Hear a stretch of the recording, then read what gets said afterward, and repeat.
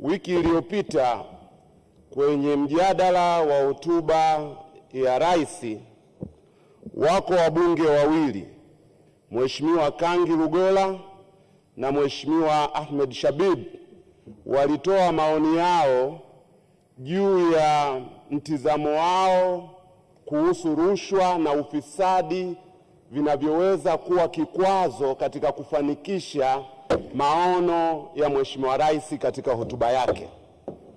Mheshimiwa Spika, walipendekeza pia umuhimu wa uhuru wa vyombo vya dola pamoja na kuongeza uwajibikaji wa vyombo hivyo ili maono hayo yaweze kutekelezwa.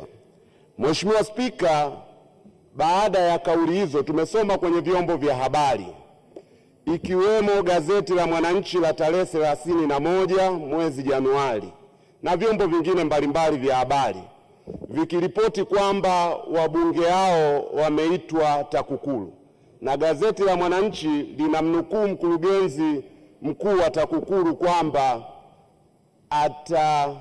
lugha aliyoitumia ni kwamba atawafuata kwa ajili ya kupata taarifa.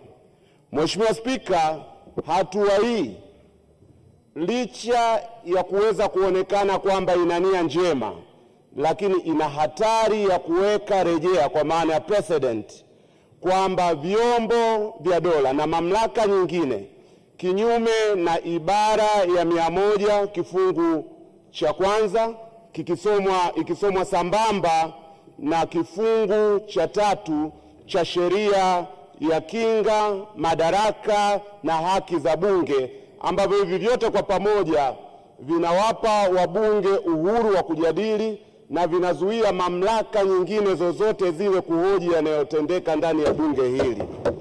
Sasa Mheshimiwa Naibu Spika, naomba muongozo utuongoze kwa sababu ya kuhakikisha kwamba hatua hii haiwezi kutumika huko baadaye kuwatisha au kuwanyima uhuru wa bunge kutoa mawazo yao. Asante.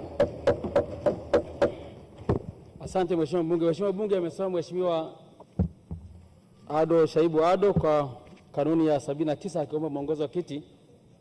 Sasa mwongozo wa kiti, kwanza kanuni ya 79 naomba niisome. Mbunge anaweza kusimama wakati wote ambapo hakuna mbunge mwingine anayesema na kuomba mwongozo wa Spika kuhusu jambo ambalo limetokea bungeni mapema, ili Spika atoe ufafanuzi kama jambo hilo linaruhusiwa ama haliruhusiwi kwa mujibu wa kanuni na taratibu za bunge, na majibu ya Spika yatatolewa papo hapo au baadaye kadri atakavyoona inafaa. Kwa kuwa jambo hili halijatokea mapema leo na kama linaruhusiwa haliruhusiwi, sasa halijatokea leo mapema bungeni. Kwa hiyo mwongozo wa kiti ndio huo. Hilo jambo kiti hakina taarifa nazo kwa sasa, basi kapata taarifa inafuatia, lakini kwa kimsingi wa kanuni hii jambo hilo halijatokea leo mapema. Huu ndio mwongozo wa kiti. Nashukuru sana.